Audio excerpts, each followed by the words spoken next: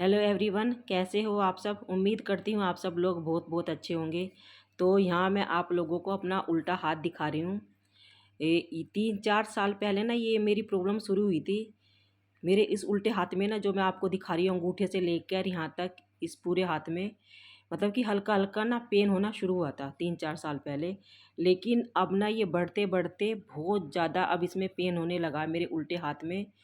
वो पेन तो सीधे हाथ में भी होता है लेकिन उसमें कम है, और इसमें तो बहुत ज़्यादा होने लगा पेन।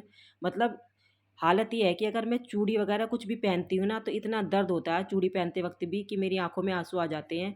मतलब कि अंगूठे से लेकर यहाँ तक जो भी मैं आपको दिखा रही, जो निशान बना हुआ है, और ये ऊपर को उभरा हुआ है ना, हड्डी से उभरी हुई है, ये निशान बना हुआ है, तो ये ज़्यादा हो रहा है इसमें तो। और ये मेरा है सीधा हाथ, इसमें भी ये प्रॉब्लम है अंगूठे से लेकर यहाँ तक, जो मैं आप लोगों को दिखा रही हूँ। मतलब दर्द तो है इसमें लेकिन कम है, ज़्यादा नहीं है इसमें। लेकिन इसमें भी दर्द होता है लेकिन कम है। लेकिन उल्टे हाथ में जो दर्द है ना, वो बहुत ज़्यादा है। बहुत ज़्यादा दर्द होता है उल्टे हाथ में, तो जो मैं दिखा रही हूँ अंगूठे से लेकर और वहाँ तक। ये तो मेरा खैर सीधा हाथ है, इसमें इतना दर्द नहीं होता। लेकिन उल्टे हाथ में बहुत ज़्यादा दर्द हो रहा है मेरी आजकल। मतलब चूड़ी भी पहनती हूँ ना, तो बहुत ज़्यादा दर्द होता है, मेरी आंखों में आंसू आ जाते हैं। मैं नहाती हूँ, कपड़े धोती हूँ या बर्तन वगैरह कुछ साफ़ कर रही होती है ना मैं, तो कई बार तो ना दर्द बहुत ज़्यादा हो जाता है कि थोड़ी देर के लिए मुझे अपना हाथ ही पकड़ना पड़ता है, और उसके थोड़ी देर बाद मैं काम शुरू करती हूँ फिर। मतलब बहुत ज़्यादा ये जो अब मैं आपको दिखा रही हूँ ना, निशान यहाँ से लेकर अंगूठे तक, बहुत ज़्यादा दर्द होता है इसमें, बहुत ज़्यादा पेन है। तो मैं जा रही हूँ डॉक्टर के पास बेटे के साथ। तो क्योंकि क्योंकि सब लोग ना मेरे पीछे पड़ गए कि ये दर्द इतना बढ़ गया है कि आपको डॉक्टर को दिखाना ही पड़ेगा, कहीं ऐसा ना हो कि कुछ और प्रॉब्लम खड़ी हो जाए इसमें हाथ में। तो यहाँ बेटा मेरे साथ जा रहा है डॉक्टर के पास मुझे लेकर। सुबह ये जल्दी उठ गया था, पहले अपने पापा को ऑफिस छोड़ के आया, और फिर ये 11:30 के आसपास मेरे साथ हॉस्पिटल के लिए निकल गया। हम लोगों ने नाश्ता भी जल्दी जल्दी में करा है, मैंने तो हल्का फुल्का नाश्ता करा है, इसको सबसे पहले मैंने नाश्ता करवाया था। फिर हम लोग फटाफट हॉस्पिटल के लिए निकल गए थे, क्योंकि हम लोगों ने ना अपॉइंटमेंट नहीं रखी है डॉक्टर से। 11:30 मतलब 11:30 बजे तो हम घर से ही निकले। मतलब 12 साढ़े 12 के आसपास की हमने अपॉइंटमेंट ले रखी है। तो हम जा रहे हैं फरीदाबाद के, कोई नया हॉस्पिटल बना है फरीदाबाद में, जो कि एशिया का सबसे बड़ा हॉस्पिटल है फरीदाबाद में। तो सुनने में आया है कि बहुत अच्छा हॉस्पिटल है, बेटे ने भी बताया था। बहुत पहले इसके बारे में मेरे से बात करी थी कि आप एक बार यहाँ जाके देखना। तो ये है फरीदाबाद में बना हुआ एशिया का सबसे बड़ा हॉस्पिटल। इस हॉस्पिटल का नाम है अमृता हॉस्पिटल। ये हॉस्पिटल अम्मा के नाम से चलता है। अगर आप लोग अम्मा हॉस्पिटल के नाम से भी सर्च करेंगे ना, तो अमृता हॉस्पिटल ही आएगा लिखा हुआ, और आप लोगों को सारी डिटेल मिल जाएगी इस हॉस्पिटल के बारे में, सारी जानकारी मिल जाएगी।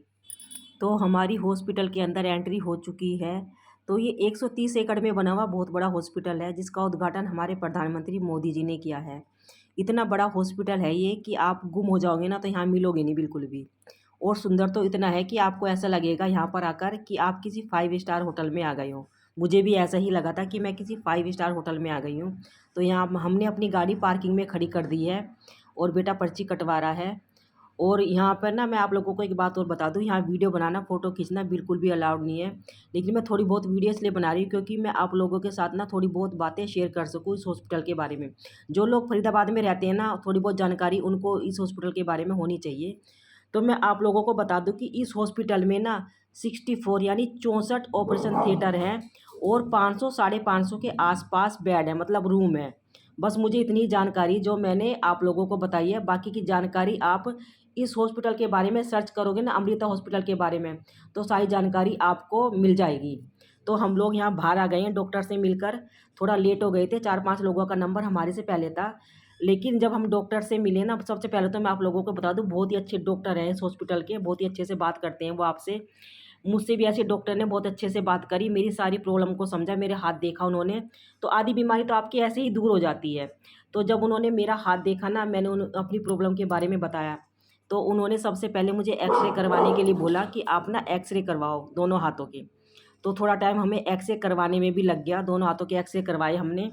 तो जब डॉक्टर ने मेरे एक्सरे देखे, तो मेरे जो सीधा हाथ है ना, तो उसमें प्रॉब्लम कम है। मतलब उन्होंने एक्सरे में देखा कि उसकी हड्डी ना कम बढ़ी हुई है और उसमें मुझे पेन भी कम होता है। तो उन्होंने क्या है कि इसकी ना आप एक्सरसाइज वगैरह करोगे तो ये प्रॉब्लम ना ठीक हो जाएगी आपकी, अगर नहीं करोगे तो प्रॉब्लम ये भी बढ़ जाएगी। लेकिन जो मेरा उल्टा हाथ है ना, उसकी प्रॉब्लम, उसमें पेन बहुत ज़्यादा है। उसका एक्सरे जब देखा डॉक्टर ने, उसके अंगूठे की जो हड्डी है ना बहुत ज़्यादा बढ़ी हुई है, तो इसलिए उसमें पेन बहुत ज़्यादा होता है। तो डॉक्टर ने मुझे ऑपरेशन के लिए बोला है कि आपको ना इस हाथ का तो ऑपरेशन, जो उल्टा आता है उसका तो ऑपरेशन आपको करवाना ही पड़ेगा। नहीं तो चाहे अब करवाओ चाहे बाद में, ऑपरेशन तो कह रहे आपको करवाना ही है क्योंकि हड्डी बढ़ी हुई है बहुत ज़्यादा और इसलिए आपको पेन बहुत ज़्यादा होता है। तो ऑपरेशन के बारे में अभी मैं सोचूंगी, अभी तो मैं ऑपरेशन करवा नहीं सकती क्योंकि मेरी हाउस हेल्पर है ना, वो 1 महीने की छुट्टी पर गई हुई है और इसमें प्रॉपर मुझे 15-20 दिन का ना बेड रेस्ट लेना ही पड़ेगा। दोनों मतलब कि इस उल्टे हाथ में मेरे पट्टी बंधी होगी और प्लास्टर चढ़ा होगा, इससे मैं कोई काम नहीं कर सकती। जब वो आ जाएगी जब भी मैं ऑपरेशन करवाने के बारे में सोचूंगी। तो यहाँ बेटा पी रहा है नारियल पानी, उसको भूख बहुत ज़्यादा लग रही थी। तो नारियल पानी पीने के बाद ना उसने जो नारियल बचा हुआ था, अंदर का जो नारियल होता है वो निकलवा कर खाने लग रहा है। बहुत ज़्यादा नारियल था उसके अंदर। नारियल पानी इसने पहले ही पी लिया था, लेकिन मैंने नारियल पानी नहीं पिया। मैंने इसको बोला मैं गन्ने का रस पीऊँगी, मेरा मन कर रहा है गन्ने का रस पीने का। तो मैंने उसको बोला कि तू मेरे लिए गन्ने का रस बनवा दे। तो मेरे लिए गन्ने का रस बन रहा है वहाँ पर और फिर हम लोग चल दिए घर की तरफ। तो हम लोग घर पहुंच गए हैं, टाइम हो रहा है 3 साढ़े 3 बजे का।